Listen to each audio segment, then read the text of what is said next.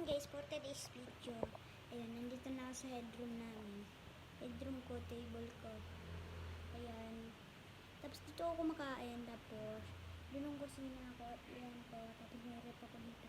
Tapos yung kwarto ko, pinaka-kwarto ko, ayun. Yun o. Ayun. Bye-bye. May tao dun sa, sa kwarto ko. Naglilinis sila. Kaya, sige, bye-bye. Bye-bye. Alagad na garas mo guys. Bye-bye. Sige, bye-bye. Dito muna ako sa labas guys. Init. Kote mo ikikama simi-simi.